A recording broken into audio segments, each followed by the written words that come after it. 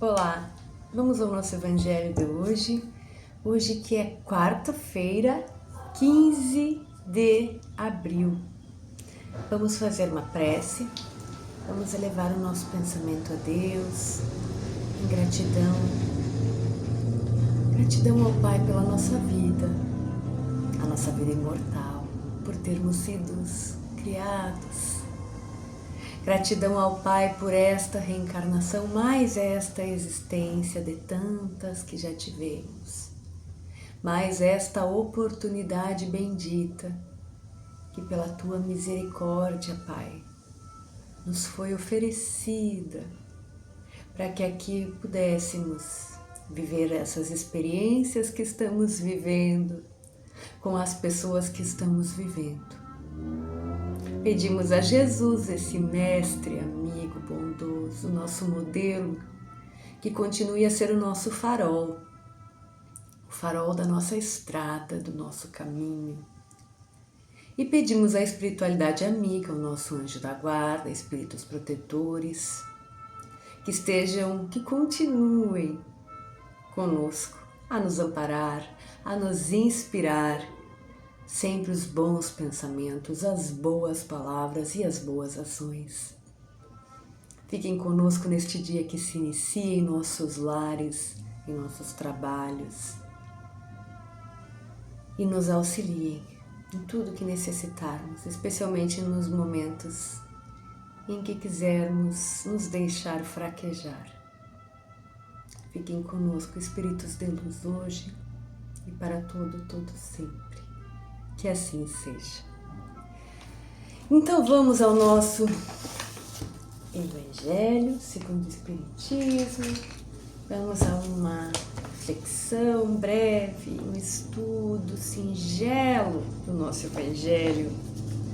Capítulo 18, muitos são os chamados e poucos os escolhidos.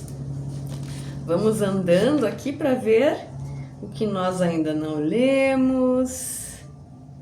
Vamos lá. Então, achamos. Do item 2 do capítulo 18, os dois últimos parágrafos nós ainda não lemos, não estudamos, não refletimos sobre ele. Então, um pouquinho antes ali da porta estreita, as duas frases anteriores. Item 2, capítulo 18, os dois últimos parágrafos, que nos diz assim: porém, não basta ser convidado, não basta dizer-se cristão, nem sentar-se à mesa para fazer parte do banquete celestial, não basta. Vamos lembrar aqui que nós estamos falando da parábola da festa de núpcias, onde o pai, o dono da festa, manda chamar a todos para que venham para a festa de núpcias do filho. E nem todos quiseram vir. Esta é a história. Retorna lá depois e lê a história completa, a parábola completa.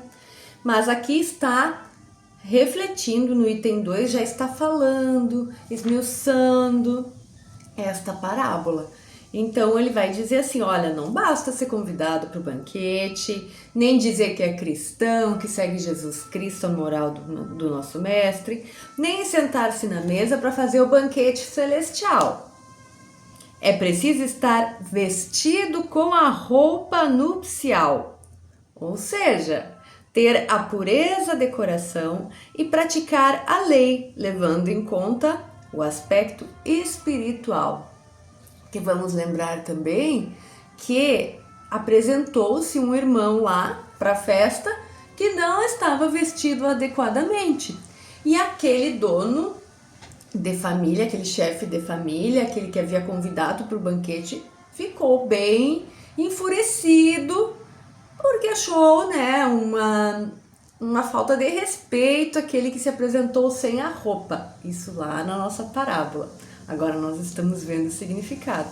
Então diz aqui, não basta ir no banquete, não basta se dizer cristão, sentar na mesa, tem que estar com a roupa celestial, tem que estar com como ele fala aqui, a roupa nupcial, tem que estar. ter a pureza do coração e praticar a lei com letra maiúscula, a lei de Deus, levando em conta o aspecto espiritual. É claro que não é de roupa que nós estamos falando aqui. A lei com letra maiúscula, a lei de Deus, está toda contida nestas palavras. E aí vai dizer que palavras? Fora da caridade não há salvação. Mas, dentre todos aqueles que ouvem a palavra de Deus, poucos são os que se interessam por ela e a colocam em prática. Por isso, poucos são também aqueles que se tornam dignos de entrar no reino dos céus. Foi por isso que Jesus disse: muitos são os chamados e poucos os escolhidos. E aí encerra a nossa leitura. Agora sim, nós lemos todo o item 2, todo o item 1 e encerra a nossa leitura aqui deste item a respeito do assunto da parábola da festa de núpcias. Então, o que vem encerrar com chave de ouro a reflexão da parábola, vem falar por que muitos os chamados e poucos os escolhidos. Porque mesmo aqueles, que são os convidados, que têm a oportunidade de conhecer a palavra, de participar da sua crença, estão bem, têm todas as oportunidades. Sentam-se na mesa, dizem-se cristãos, são convidados para o banquete. Isso tudo são metáforas, que nós já falamos um pouquinho aqui. Mas não usa as vestes, que é não estar com a preparação espiritual do que verdadeiramente é a palavra de Deus, a palavra, a lei de Deus, a lei divina natural, as leis morais, todas estas leis que nós falamos aqui quando estudamos o Evangelho. E no que ele fala? Não existe nada fora destas palavras, fora da caridade não há salvação. Praticar realmente, buscar entender, se ainda não conseguimos entender, afinal, o que é caridade, como se faz, buscar entender, buscar praticar, senão não estaremos usando as vestes. E há também um outro significado que nós podemos trazer aqui para falar um pouquinho mais sobre, que as vestes poderiam ser o corpo físico, no sentido de que, para nós que estudamos a doutrina espírita, sabemos que o elemento material unido com o elemento espiritual, que são as criações de Deus, são interligadas, que nós evoluímos, é claro que nós também evoluímos no plano espiritual, sabemos, mas existem experiências que somente no corpo físico nós poderemos passar, convivendo com os outros, passando por experiências sensoriais, somente no corpo físico. E poderíamos também dizer que tem que estar com a veste, quer dizer, temos que passar pelas existências físicas para chegar no reino do céu. Temos que passar. Isso pode sim também ser encarado como uma fala, uma alusão ao ensinamento das reencarnações, das várias existências de um espírito. Muito bonito, não é mesmo? E vamos só relembrar, é sempre tão importante, fora da caridade não há salvação. E como se faz a caridade, nós já vimos aqui num outro momento. Pode-se fazer a caridade pelas palavras, pelos pensamentos, através de orações, vigiando mesmo os pensamentos, desejando do bem, e através de ações, que é essa que a gente mais pratica, às vezes mesmo sem a boa intenção, damos coisas, o nosso tempo, trabalho voluntário, isso são ações, é a caridade material, mas tem a caridade moral das palavras, dos pensamentos, das preces, assim que fazemos caridade, Mas para uma caridade ser limpinha, pura, ela precisa estar com um coração, uma emoção, de uma mente que pensa, uma fé raciocinada. Por isso que é tão importante, é por isso que nós fazemos esse nosso momento todos os dias. Vamos ficar perfeitos? Não, mas estamos tentando ser um pouquinho melhores a cada dia. Portanto, vamos cuidar dessa veste, vamos pensar se estamos realmente usando a veste que fala aqui, que estamos conectados espiritualmente, estamos conectados a Deus, a criação, a lei divina que está escrita na nossa consciência, como fala o Livro dos Espíritos. Estamos? Vamos refletir sobre isso. Muito lindo. Esse capítulo é muito lindo. As parábolas são incríveis. As palavras do Mestre são incríveis. A gente não se cansa de repetir todos os dias. Bom, vamos ao Livro dos Espíritos? Vamos lá. Este livro, agora dia 18, vai estar fazendo 169 anos, se não me engano. Livro dos Espíritos, que foi lançado em 18 de abril de 1857. Foi o primeiro livro da codificação espírita, da doutrina espírita, por Allan Kardec. Então, esta semana já estamos em festa pelo nosso Livro dos Espíritos e nós estamos estudando na sequência. Estamos no finzinho do capítulo 2, última pergunta do capítulo 2. Estamos falando sobre elementos gerais do universo. Então, este capítulo estava focado nisso, em falar sobre o geral do universo, para que a gente pudesse ter essa visão ampla. Nós vimos espírito e matéria, nós vimos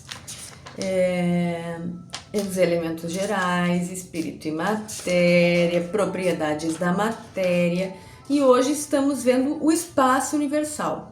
Ontem perguntou sobre se o espaço era infinito ou era limitado, e os espíritos disseram, é infinito, não é limitado, não tem limitação, ele não termina.